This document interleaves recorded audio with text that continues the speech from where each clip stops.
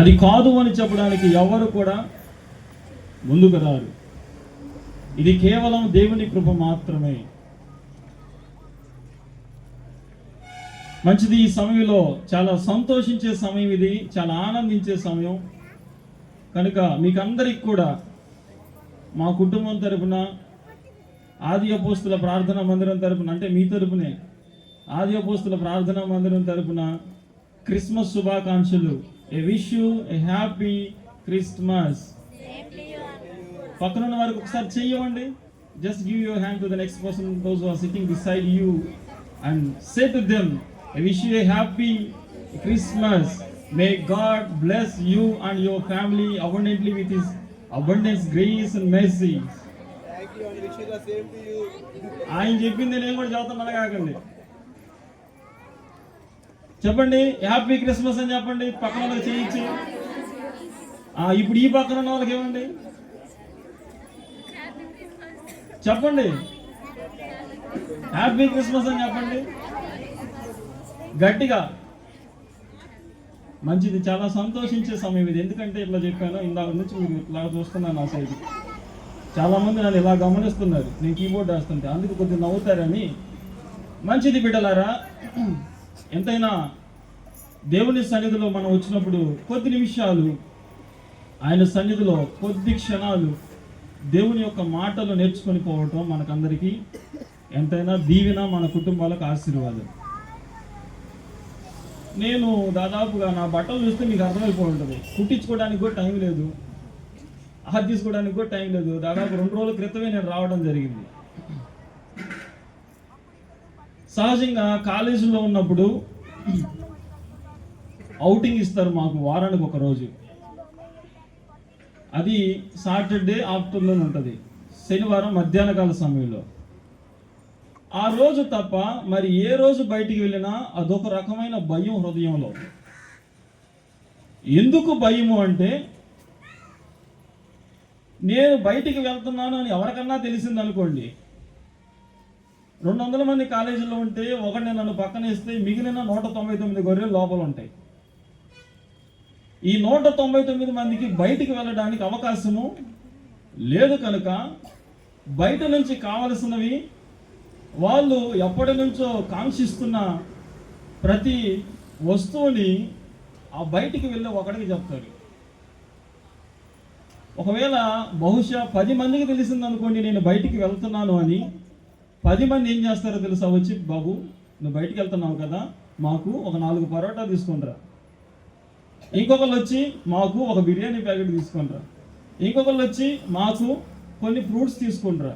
కొంచెం బాగలేని వాళ్ళు, పెద్దయిన వాళ్ళు, పెళ్ళైన వాళ్ళు వచ్చి మాకు మెడిసిన్ తీసుకుంటారా.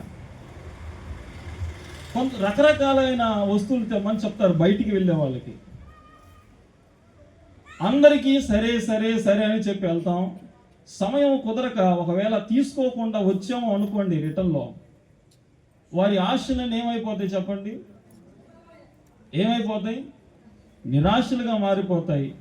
చాలామంది ముఖం నల్లబుచ్చుకుంటారు. ఎందుకంటే మేము తెమ్మన్నది మా దగ్గరికి తీసుకొని రాలేదు, మాకు ఇచ్చిన మాటని నిలబెట్టుకోలేదు, మాకు ఒక మాట చెప్పి ఆ మాటని తప్పిపోయాడు, తెస్తానని చెప్పి తేకుండా వచ్చి మా యొక్క ఆశను ఏం చేశాడు, నేలలో కలిపేశాడు, మట్టిపాలు చేశాడు.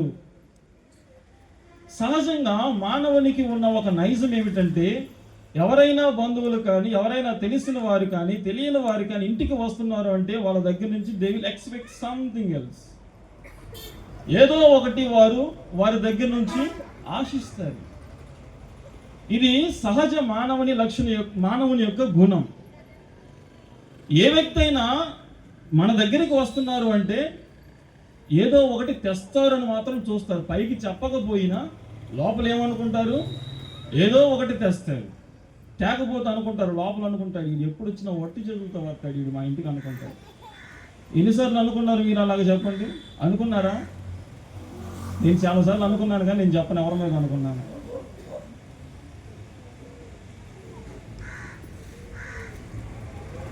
మామూలుగా సహజంగా మన పెద్దవాళ్ళు సామెత చెప్తా ఉంటారు. ఏమని చెప్తారంటే, మీ ఇంటికి వస్తే పూర్తి చేయనమ్మా, మీ ఇంటికి వస్తే మా ఇంటికి వస్తే గట్టిగా చెప్పండి మళ్ళీ ఒకసారి. మీ ఇంటికి వస్తే ఏమి ఇస్తావు? మా ఇంటికి వస్తే లాభం ఎవరికి? ఇప్పుడు పోయినోడికే లాభం, వచ్చినా వీళ్ళకే లాభం. బైబిల్ గ్రంథంలో, సామెతల గ్రంథంలో రాయబడి ఉంటుంది, జలగకు 2 కుమార్తెలు ఉన్నారంట. వారిద్దరి పేర్లు ఏంటో తెలుసా? ఇమ్ము, ఇమ్ము. ఇమ్మానియల్ ఇమ్ము అని పిలుచుకున్నారు ముద్దుగా. ఆ ఇమ్ము కాదు, ఇమ్మానియల్లో ఇమ్ము కాదు, ఇమ్ము. ఇవ్వు. జలగకు ఉన్న లక్షణం ఏంటంటే, పట్టిందంటే ఏం చేయదు, వదలదు. పీల్చి పిప్పు చేసి దాని కడుపు నిండిందాకా వదలదు.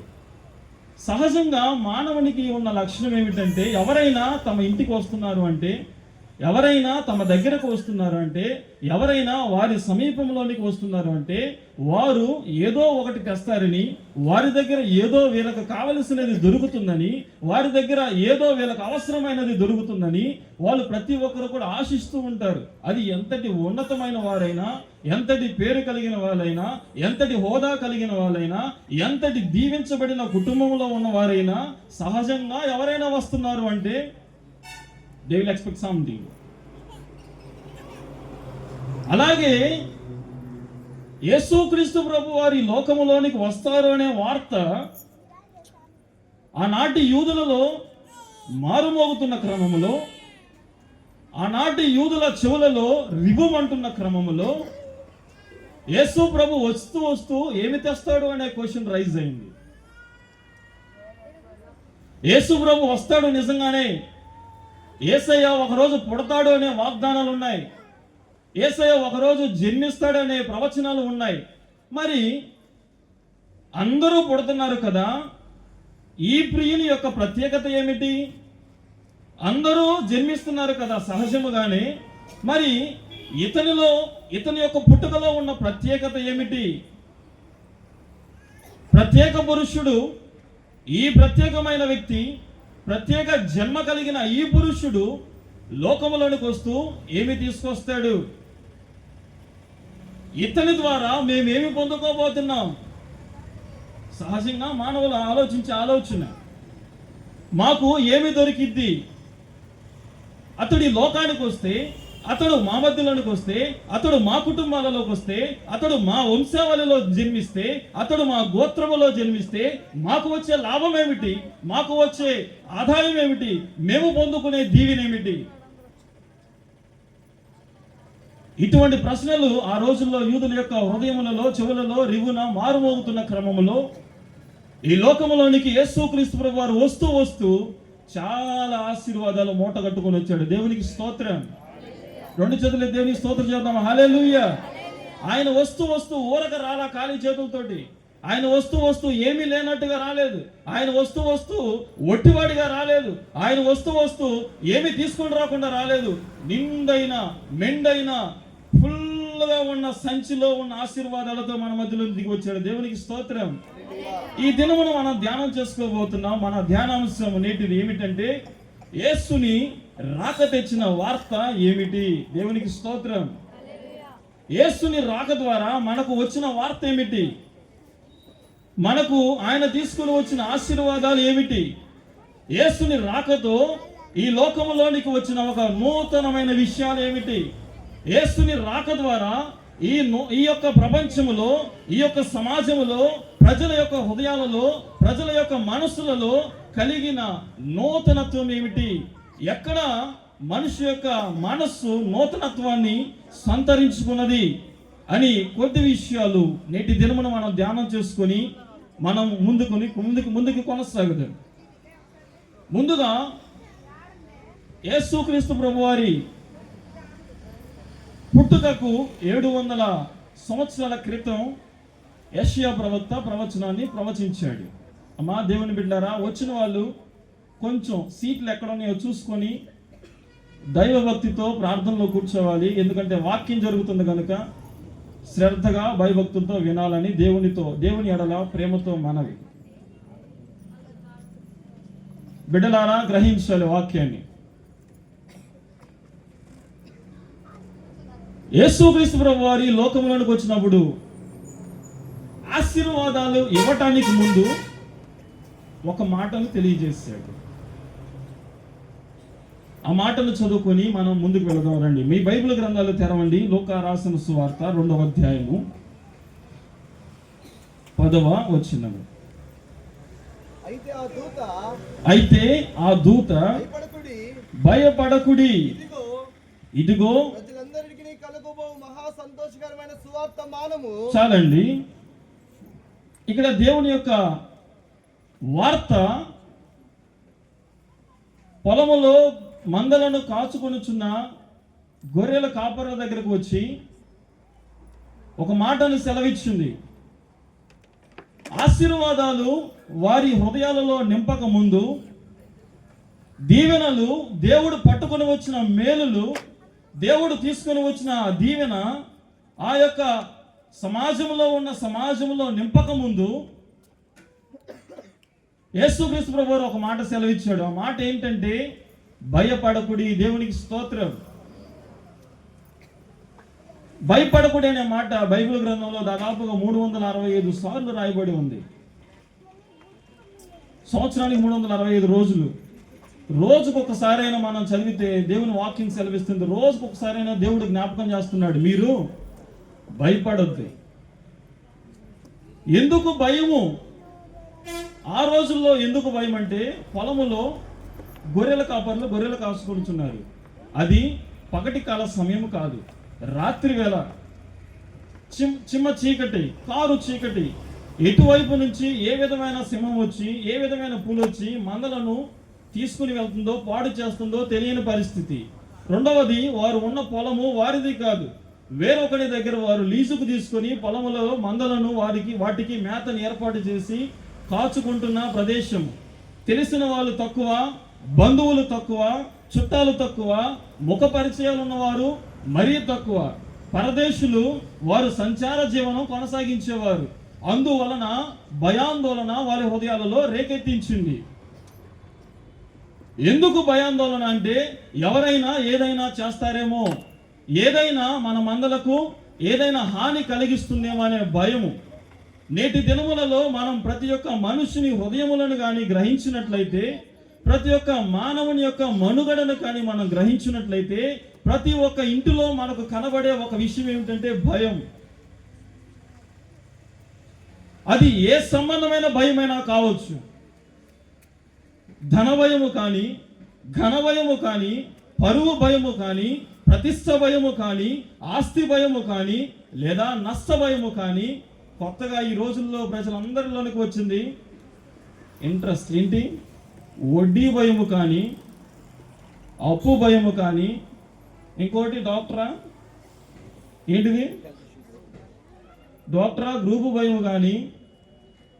నా ముందున్న గవర్నమెంట్ ఎంప్లాయీలు చెప్తున్నారు, వాళ్ళకి హెల్త్ కార్డులు ఉన్నాయి కాబట్టి. ఏం భయం వాళ్ళది?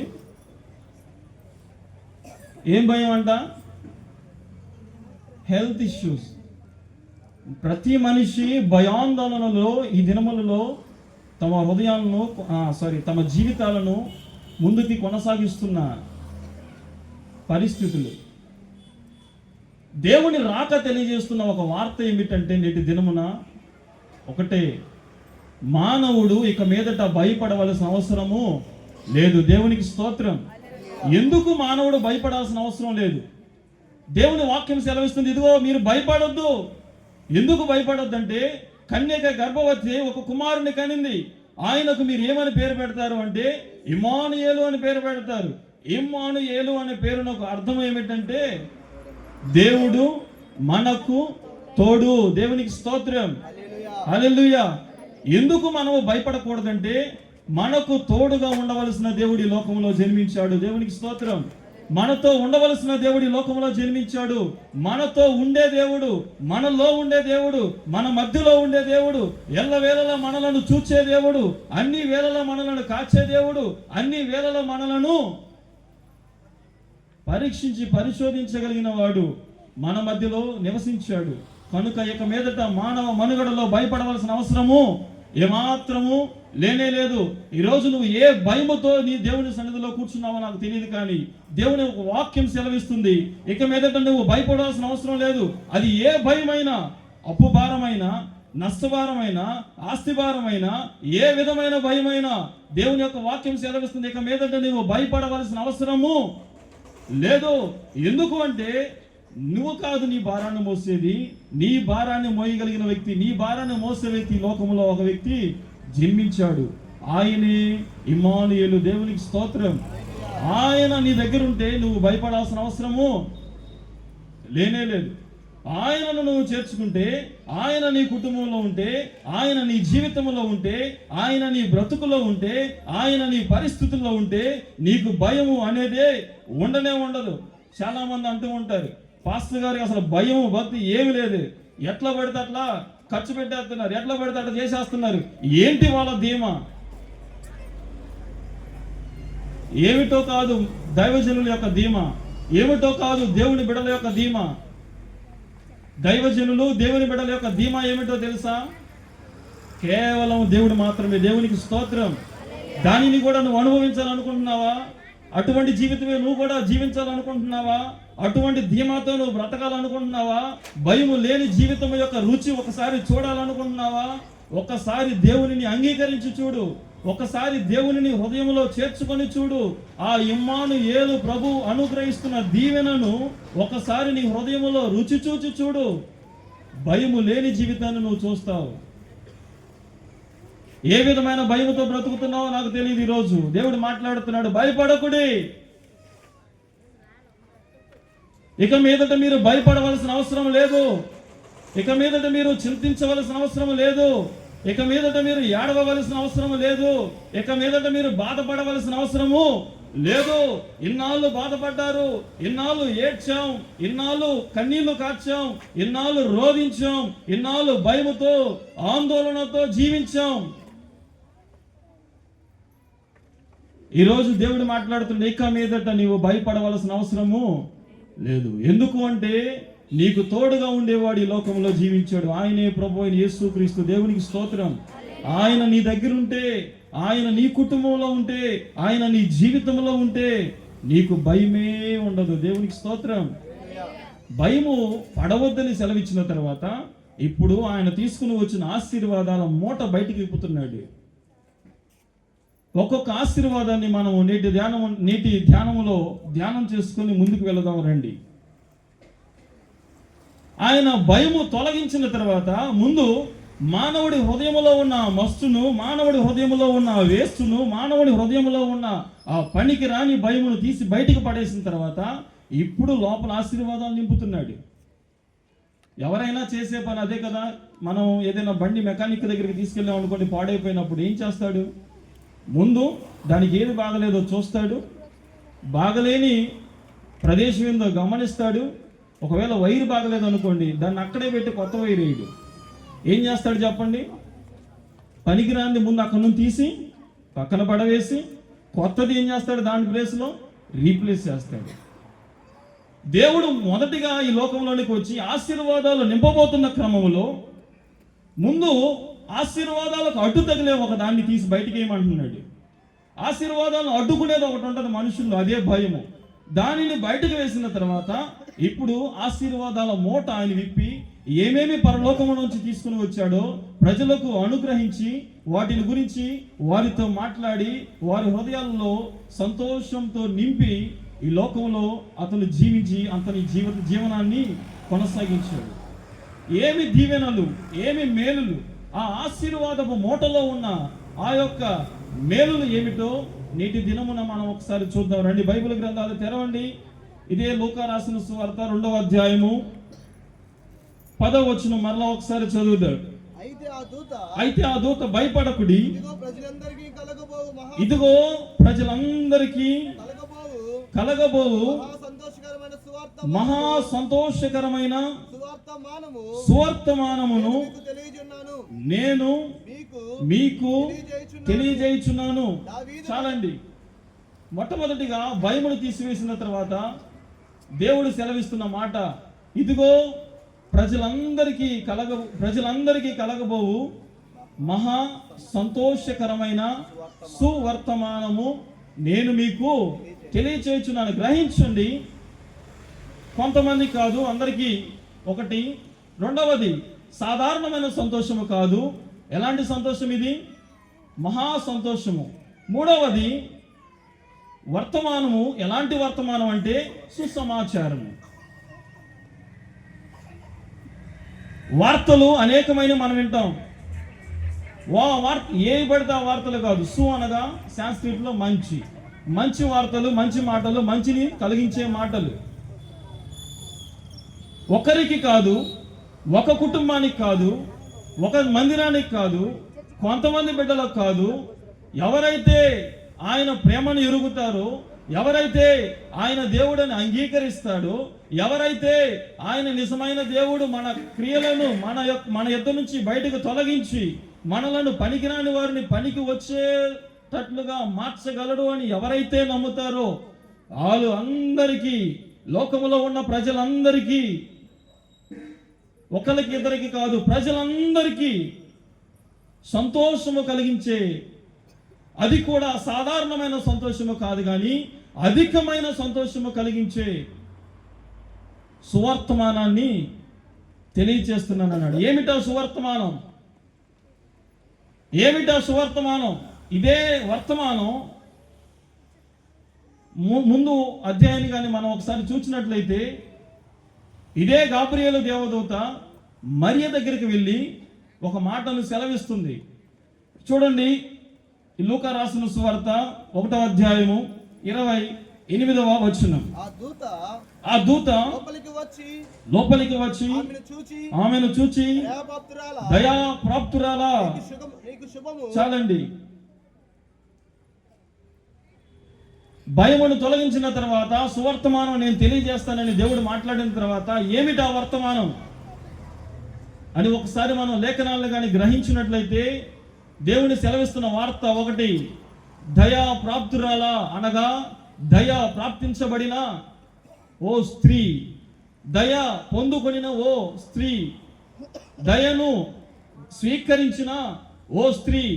దేవుడి లోకంలోనికి వచ్చినది ఎందుకంటే మనుషులకు దయను అనుగ్రహించడానికి, దయలేని కుటుంబాలకు దయను చూపించడానికి, దయనీయమైన స్థితిలో ఉన్న కుటుంబాలను పైకి లేవనెత్తి, జిగటగల దొంగ ఊబిలో ఉన్న ప్రతి ఒక్క జీవితాన్ని ఆయన పైకి లేవనెత్తి క్రీస్తు అనే బండ మీద నిలబెట్టడానికి ఈ లోకానికి వచ్చాడు. ఆయన మనుషులను పడగొట్టడానికి వచ్చినవాడు కాదు, మనుషులు ఏడుస్తుంటే చూడవాలని వచ్చినవాడు కాదు, మనుషులు బాధిస్తుంటే సంతోషించాలని వచ్చినవాడు కాదు, మనుషులు పడిపోతుంటే వదిలేయాలని వచ్చినవాడు కాదు ఈ దేవుడు. ఈయన ఎందుకు వచ్చాడు ఈ లోకంలోనికంటే, పడిపోయిన వారిని, దిగజారిపోయిన వారిని, కూరుకుపోయిన వారిని, ఎవరికి పనికిరాని వారిని, దేనికి ఉపయోగపడని వారిని పైకి లేవనెత్తి పనికొచ్చేవాడిగా మార్చడానికి వచ్చినవాడు. అందుకే మరియతో మాట్లాడుతున్నాడు, నాకు ఎవరు దయచేయించలేదే, నేను దయనీయమైన పరిస్థితులలో ఉన్నానే, నేను ఎవరికి ఉపయోగపడని పాత్రగా ఉండిపోయానే, నా జీవితాన్ని ఆ నజరేయుడు ఎన్నుకోలేదే, ఎందుకు నా జీవితం ఇలాగ అయిపోయింది, ఎందుకు ఈ దయలేని స్థితి నాకు, ఎందుకు ఈ దయలేని పరిస్థితి నా కుటుంబానికి అనే ఆలోచన ఉన్న మరియతో దేవుని దూత మాట్లాడుతుంది. దయా ప్రాప్తురాలా, దయను అందుకున్న ఓ స్త్రీ, దయను పొందుకొనిన దానా. ఈ దినమును మాట్లాడుతున్నాడు దేవుడు. నువ్వు కూడా అనుకుంటావేమో, నా కుటుంబం ఇంతే, నా పరిస్థితి అంతే, ఎవరు నా మీద దయ చూపించట్లేదు, ఎవరు నా ఎడల కనికరము చూపించట్లేదు, ఎవరు నా మీద జాలి పడటం లేదు, అందరూ నన్ను వదిలివేశారు, అందరూ నన్ను నెట్టివేశారు, అందరికీ నేను చీడ పురుగులాగా కనబడుతున్నాను, అందరికీ నేను పనికిరాని వాడిగా కనబడుతున్నాను, అందరికీ నేను ఉపయోగపడని దానిగా మారిపోయాను, అందరూ నన్ను వెలివేశారు, నెట్టివేశారు, ఎవరు పలకరించే వాళ్ళు లేరు, మాట్లాడే వాళ్ళు లేరు, దగ్గరకు వచ్చి కూర్చొని పరామర్శించే వాళ్ళు లేకపోయారు. ఏమైపోయింది నా పరిస్థితి, ఏమైపోయింది నా సంతోషం, ఏమైపోయింది నా యొక్క ఆనందం? పచ్చగా సుఖశాంతులతో విలసిల్లవలసిన నా కుటుంబం ఎందుకు ఈ దయలేని పరిస్థితి, ఎందుకు ఈ దయనీయమైన స్థితి అని ఆలోచించుకున్న ప్రతి ఒక్క బిడ్డతో దేవుడు మాట్లాడుతున్నాడు. ఈ లోకములోనికి నా ప్రభు అయిన యేసుక్రీస్తు వచ్చింది నీకు దయను అనుగ్రహించడానికి. దేవునికి స్తోత్రం. నీకు దయను కృపను ఆయన కనికరాన్ని అనుగ్రహించడానికి ఆయన ఈ లోకానికి వచ్చాడు. పడిపోయిన నిన్ను లేవనెత్తడానికి ఆయన ఈ లోకానికి వచ్చాడు. నువ్వు పడిపోతే నిన్ను వదిలివేయటానికి రాలేదు. అందరూ నిన్ను నెట్టివేస్తే ఆయన కూడా నిన్ను నెట్టివేయటానికి రాలేదు. అందరూ నిన్ను వదిలివేస్తే ఆయన కూడా వదిలేయటానికి రాలేదు. అందరూ వదిలివేసిన వాడిని ఆయన పట్టుకోవటానికి వచ్చాడు. దేవునికి స్తోత్రం. అందుకే మార్కు భక్తుడు మాట్లాడతాడు, నశించిన దానిని వెదకి రక్షించుటకు. లూకాసు వార్త 19వ అధ్యాయంలో మనం చూస్తాం 10వ వచనంలో, నశించిన దానిని వెదకి రక్షించుటకు మనుష్య కుమారుడు ఈ లోకంలోనికి వచ్చాడు.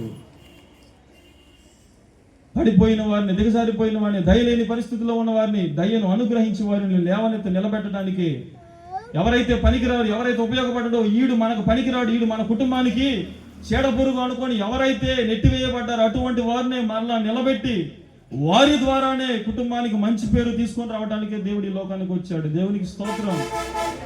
చాలా మంది అంటారు, నీకున్న మా ఇంటికి చెడ్డ పేరు, నీకున్న మా పరువు పోతుంది, అటు సమాజానికి పనికి రాకుండా అయిపోయావు, ఇటు కుటుంబానికి పనికి రాకుండా అయిపోయావు.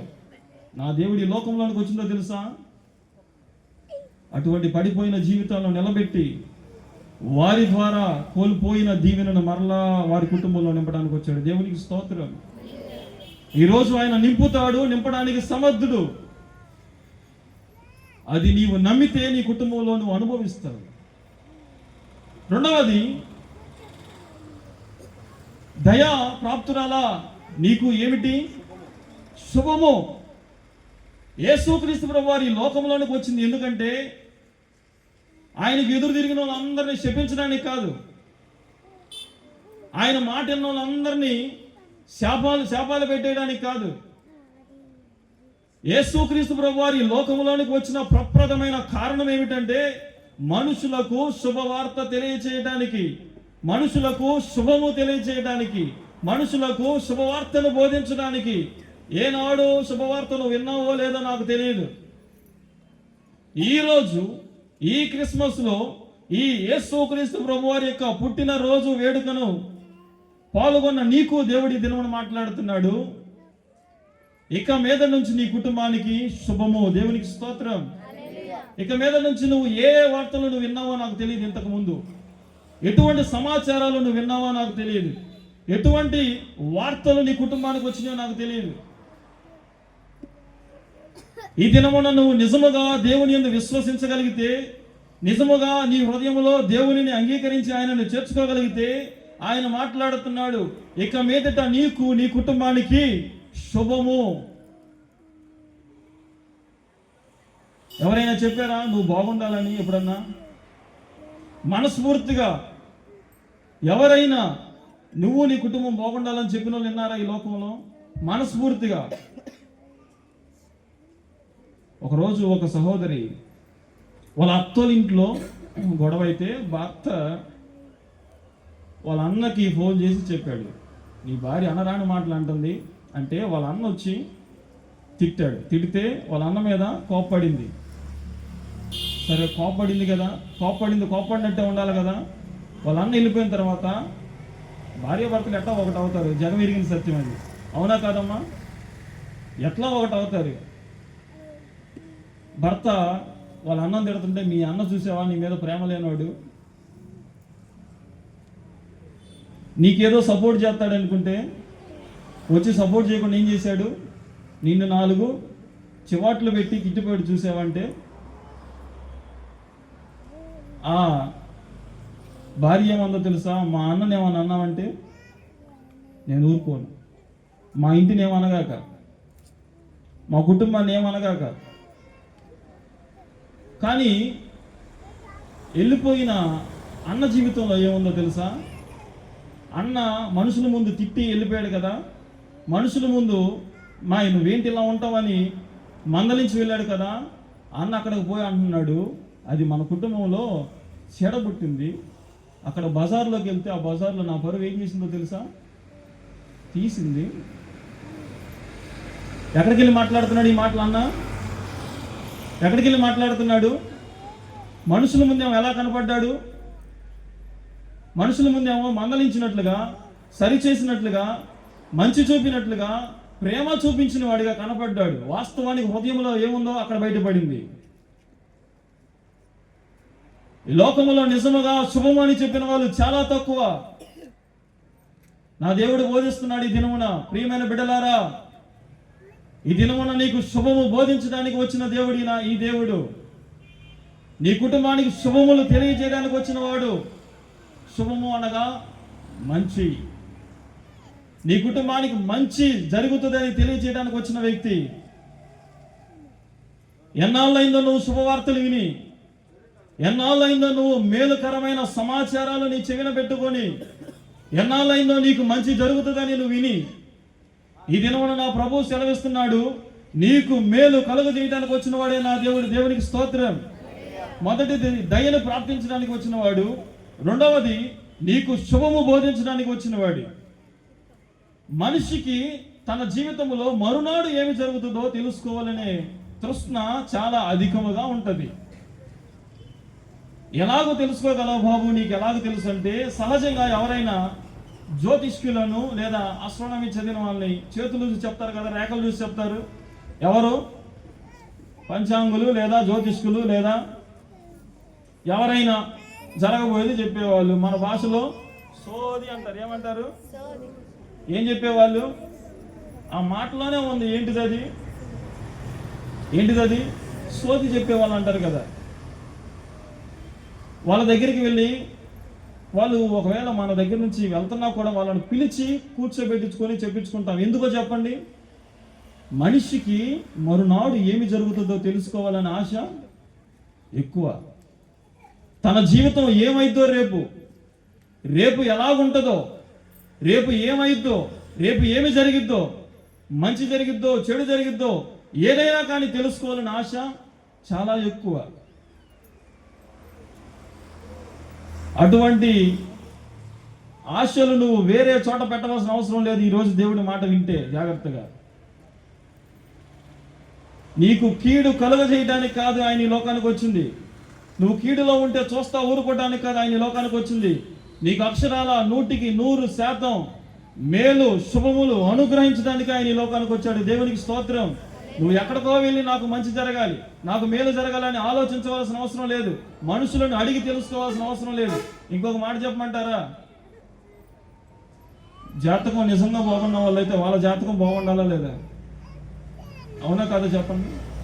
నిజంగా మనుషులు అందరి జాతకాలు నిజంగా చెప్పే పని అయితే, ఆ చెప్పే వాళ్ళ యొక్క జాతకం కూడా మంచిగా ఉంటుందో లేదో వాళ్ళకి తెలుసా తెలియదా? మరి ఎందుకు ఆ విధమైన బ్రతుకు? వారి జాతకాన్ని వాళ్ళు సరి చేసుకోవాలని, సరి ఎలాగో చేసుకోవాలో వాళ్ళకి తెలిస్తే ఎందుకు ఆ విధమైన పరిస్థితి? గ్రహించండి. మనుషుల దగ్గరికి వెళ్ళి, మానవుల దగ్గరికి వెళ్ళి, మనిషి దగ్గరికి వెళ్ళి జాతకాలు అడగవలసిన అవసరం లేదు. వాళ్ళ జాతకాలే బాగలేక రోడ్డు పక్కన పడిపోయిన జీవితాలు, వాళ్ళ పరిస్థితులే బాగలేక బయటకు వచ్చిన జీవితాలు. వాళ్ళ దగ్గరికి వెళ్తే నీ జాతకం ఏం తెలుస్తుంది?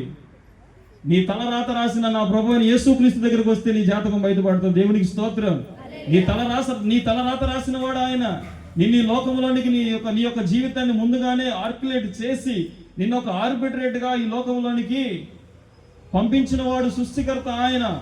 ఆయన దగ్గరికి వచ్చి ఒక్కసారి మోకరించి ప్రార్థన చేస్తే, ప్రభువా నా తలరాత ఏంటి ఇలాగ మారిపోయింది, నా బ్రతుకు ఎందుకు ఇలాగ మారిపోయింది, నా జీవితం ఎందుకు ఇలాగ మారిపోయిందని ఆయన దగ్గరకు వచ్చి ఒక్క నిమిషం మోకరించి ప్రార్థన చేస్తే, నీ జాతకం ఏ విధమైన కీడులో ఉన్నా, ఏ విధమైన శోధనలో ఉన్నా, ఆ కీడు అంతటిలో నుంచి మరలా నిన్ను తప్పించి మరలా సరైన జాతకంలో సరైన రాతలో పెట్టగలిగిన వాడు ఆయన సృష్టికర్త. దేవునికి స్తోత్రం.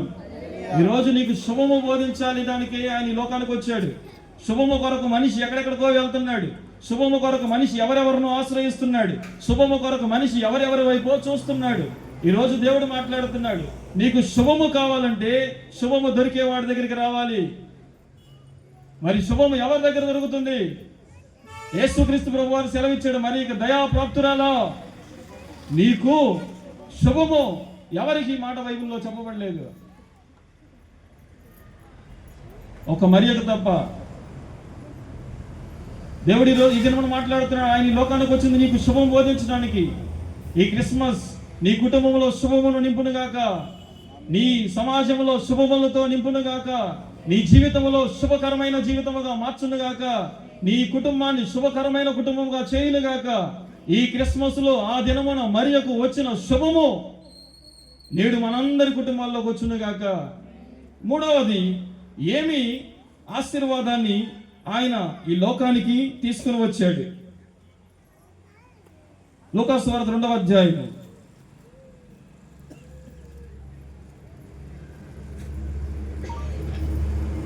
11వ వచనం. దావీదు పట్టణమందు నేడు రక్షకుడు మీ కొరకు పుట్టి ఉన్నాడు. ఈయనే ప్రభు అయిన క్రీస్తు. దానికి ఇవే మీకు ఆనవాలు. ఒక శిశువు పొత్తిగుడ్డలతో చుట్టబడి ఒక తొట్టిలో పండుకొని ఉండుట మీరు చూచెదరని వారితో చెప్పాను. వెంటనే పరలోక సైన్య సమూహము ఆ దూతతో కూడా నుండి. చూడండి, కొత్త పాట. ఏ రోజు చరిత్రలో ఎక్కడ ఎవరి దగ్గర ఎవరి చెవుల్లో వినపడని పాట. ఏనాడు కూడా అందరూ అప్పటి వరకు మనుషులు పాడిన పాటలే విన్నారు. అప్పటి వరకు మానవుల గాత్రముల ద్వారా వచ్చిన గీతములే విన్నారు. పరలోకము నుంచి ఒక స్వరం వినబడుతుంది. పరలోకములో ఉన్న దేవదూతల యొక్క గలములు విప్పబడ్డాయి. పరలోకములో ఉన్న దేవదూతల హృదయములు తెరవబడ్డాయి. దేవదూతల యొక్క సునాద స్వరము బయటకు వినబడుతుంది. దేవదూతలు పాడితే ఎలాగుంటుందో, దేవదూతలు పాడితే గానం చేస్తే వారి గానం ఎలాగుంటుందో మొట్టమొదటిసారిగా ప్రపంచంలో అడుగుపెట్టింది ఆ గానం. అది ఎప్పుడంటే నా ప్రభు అయిన యేసుక్రీస్తు పుట్టినప్పుడు. ఆ పాట ఏమిటో చదవండి ఇప్పుడు ఒకసారి. సర్వోన్నతమైన స్థలములలో దేవునికి మహిమయు ఆయనకి ఇష్టలైన మనుషులకు భూమి మీద సమాధానమును కలుగును గాక అని దేవునికి స్తోత్రము చేయుచుండెను. చాలండి. మూడవ విషయం, యేసుక్రీస్తు ప్రభువు వారు ఎందుకు ఈ లోకానికి వచ్చాడు? సమాధానం లేని, అశాంతి అసమాధానంలో నలిగిపోతున్న కుటుంబాలకు సమాధానాన్ని అనుగ్రహించడానికి వచ్చాడు. దేవునికి స్తోత్రం.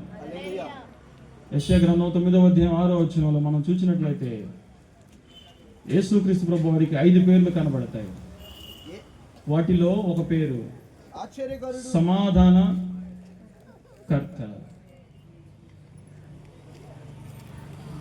ఆయన సమాధానమునకు అధిపతి. ఈయన ఈ లోకానికి వచ్చింది కారణం నీకు సమాధానం ఇవ్వటానికి.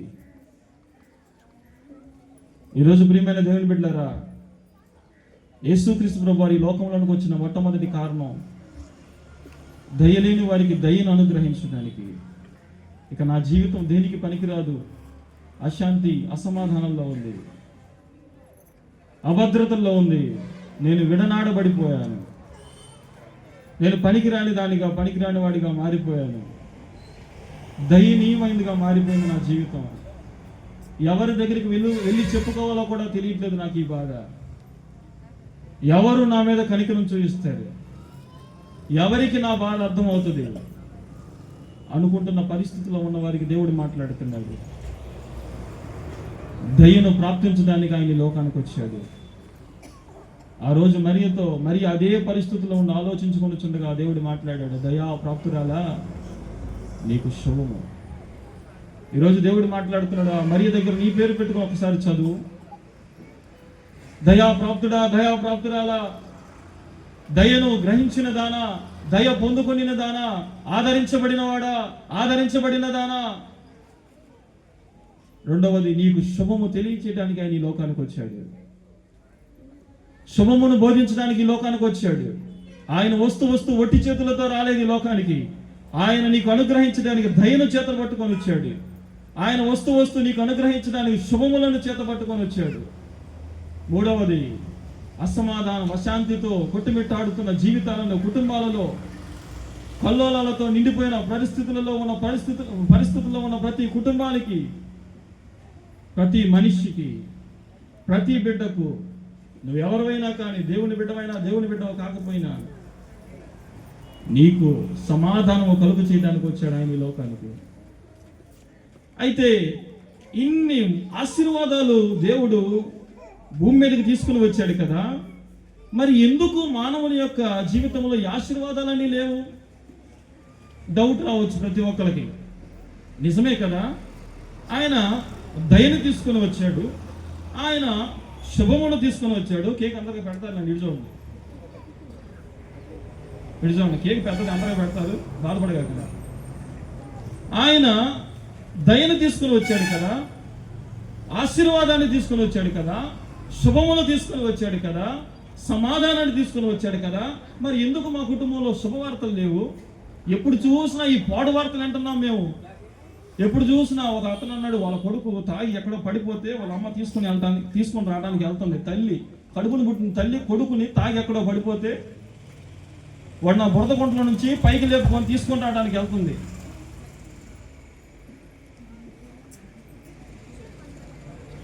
ఆ తల్లికి ఒక వ్యక్తి చెప్పాడు, ఆటో డ్రైవర్ వచ్చి, అయ్యమ్మా మీ అబ్బాయి ఆడ కాలంలో పడిపోతే చూసాను ఇందాక నేను వచ్చేటప్పుడు.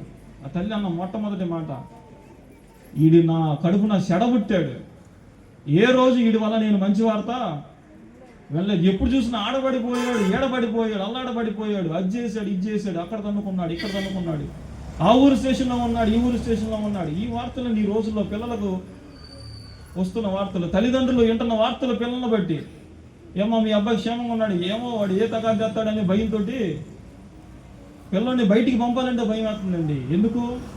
ఏమొచ్చిద్దో, ఏం చేస్తాడో. ఎందుకు శుభవార్తలు మా కుటుంబాల్లో లేవు? ఎందుకు శుభము మేము వినలేకపోతున్నాము? ఎందుకు సమాధానములకు అధిపతి అయిన కర్త ఈ లోకంలోనికి వచ్చినా కూడా ప్రజల హృదయాలలో ఎందుకు సమాధానము కరువైపోయింది? ఎందుకు శుభవార్తలు కరువైపోయినాయి? ఎందుకు దయ కలిగిన కుటుంబాలుగా కనబడడం లేదు? ఎందుకు కృప నొందిన కుటుంబాలుగా కనబడడం లేదు? నిజంగా ఈ డౌట్ మనకు రావచ్చు, ఈ వాక్యం అంతా వింటున్నప్పుడు మనకు రావచ్చు. అవును, నిజంగా కృప అనుగ్రహించేవాడే, దయ అనుగ్రహించేవాడే, శుభం బోధించేవాడే, శుభములు పలికేవాడే, మంచి జరగాలని చెప్పేవాడే, సమాధానం బోధించేవాడే, మరి అవేమి మా కుటుంబంలో లేవు కదా. ఏమైంది? ఒకసారి దేవుడిని క్వశ్చన్ చేసే ముందు నిన్ను నువ్వు ప్రశ్నించుకో. దయను అనుగ్రహించిన దయాస్వరూపి, కృపను అనుగ్రహించగల కృపామయుడు, మంచి చేయగలిగిన, మేలు చేయగలిగిన వ్యక్తి, సమాధానమునకు కర్త అధిపతి అయిన ఆయన ఈ లోకంలోనికి వచ్చాడు. ఏ రోజన్నా ఆయన్ని నువ్వు నీ హృదయంలో చేర్చుకున్నావా? ఏ రోజన్నా ఆయన్ని నీ కుటుంబంలో చేర్చుకున్నావా? ఒకసారి అడిగేవా అసలు? పోనీ, అయా నువ్వు కృపను అనుగ్రహించగలిగిన వాడవంట కదా, దయను అనుగ్రహించిన వాడవంట కదా, మనుషులకు సమాధానాన్ని బోధించడానికి వచ్చిన వాడవంట కదా, మనుషుల జీవితాలలో శాంతిని అనుగ్రహించడానికి వచ్చిన వాడవంట కదా. నా కుటుంబం ఎందుకు ఇలాగ అయిపోయింది? నా కుటుంబానికి కూడా దయ అనుగ్రహిస్తావా? నా కుటుంబానికి కూడా కృప అనుగ్రహిస్తావా? నా జీవితంలో కూడా శుభములు బోధిస్తావా? నన్ను కూడా శుభవార్తలు వినేవానిగా, శుభవార్తలు వినేదానిగా మారుస్తావా? సమాధానం లేని నాకు సమాధానాన్ని అనుగ్రహిస్తావా అని ఎప్పుడన్నా అడిగేవా? ఇవన్నీ నీకు దగ్గర రావాలి, నీ దగ్గర వచ్చి నీ గృహంలో నీతో కలిసి ఉండాలి అంటే ఒకసారి ఆయన్ని అడగాలి. అడగకే ఇవన్నీ మనం పొందలేకపోతున్నాం. ప్రియమైన దేవుని బిడ్డలారా, ఇన్ని మేలులను తీసుకుని వచ్చిన ఆ ప్రభువుని నీ కుటుంబంలో చేర్చుకుంటే ఈ మేలులన్నీ నీవే. ఇన్ని మేలులను తీసుకుని వచ్చిన ఆ ప్రభువుని నీ ఇంటిలో చేర్చుకుంటే ఈ మేలులన్నీ నీ ఇంటివే. ఇన్ని మేలులను చేతపట్టుకొని వచ్చిన యేసుని నీ హృదయంలో చేర్చుకుంటే ఈ మేలులన్నీ నీవే. మేలుకరమైన వాడిగా, దీవెనకరమైన వాడిగా, మేలు అనేకులకు అనుగ్రహించేవాడిగా, అనేకులకు ఆశ్రయం కలిగించేవాడిగా నిన్ను మార్చగలిగిన సమర్థుడు ఆయన. ఈరోజు ఆయన నీ హృదయంలోనికి ఆహ్వానిస్తావా? ఈరోజు నీ హృదయంలోనికి ఆయన చేర్చుకుంటావా? ఆయన తీసుకొచ్చిన మేలుకు కారకురాలుగా మారుతావా? దేవుడి మాటలను దీవించునుగాక. ఆమేన్. ప్రార్థన. మమ్మలను మిక్కిలిగా ప్రేమించిన మా ప్రియ పరలోకపు తండ్రి, పరిశుద్ధుడా, నీ పరిశుద్ధమైన ఘనమైన శ్రేష్టమైన నామను బట్టి నాయన ఈ శుభదినమున ప్రభు వందనాలు చెల్లించుకుంటున్నారు. ఇంతవరకు నాయన మీరు మాతో మాట్లాడిన విధానాన్ని బట్టి నీకు స్తోత్రాలు ప్రభువా. ఈ లోకములోనికి మీరు ఒట్టి చేతులతో రాలేదు, కానీ ఈ లోకములోనికి మీరు ఖాళీ చేతులతో రాలేదు, కానీ ప్రభువా ఈ లోకములోనికి మీరు వస్తూ మా కొరకు, మా కుటుంబాల కొరకు, మా బిడ్డల కొరకు, మా కొరకు నాయన అనేక మేలులను చేతపట్టుకొని వచ్చారు. మొదటిగా మాలో ఉన్న మలినములను మీరు తీసివేశారు. భయపడబడి మానవ హృదయంలో ఉన్న భయాన్ని మీరు ముందు తొలగించడానికి లోకానికి వచ్చారు. అనేకులకు దయను ప్రాప్తించడానికి లోకానికి మీరు వచ్చారు. అనేకులకు కృపను అనుగ్రహించడానికి లోకానికి మీరు వచ్చారు. అనేకుల కుటుంబాలకు శుభములు తెలియచేయడానికి మీరు వచ్చారు. అనేకుల జీవితాలకు నైనా, కుటుంబాలకు ప్రభువా ఆయా ప్రాంతాలకు నైనా సమాధానాన్ని మీరు బోధించడానికి లోకానికి వచ్చారు. అటువంటి మేలులతో వచ్చిన నిన్ను మా హృదయాల్లో చేర్చుకుని ఆ మేలులన్నీ మేము పొందుకోవటానికి నీ కృప మాకు అనుగ్రహించమని యేసయ్య అతి పరిశుద్ధ నామంలో ప్రార్థన చేసి అడిగి వేడుకుంటున్నాం మా పరమ తండ్రి.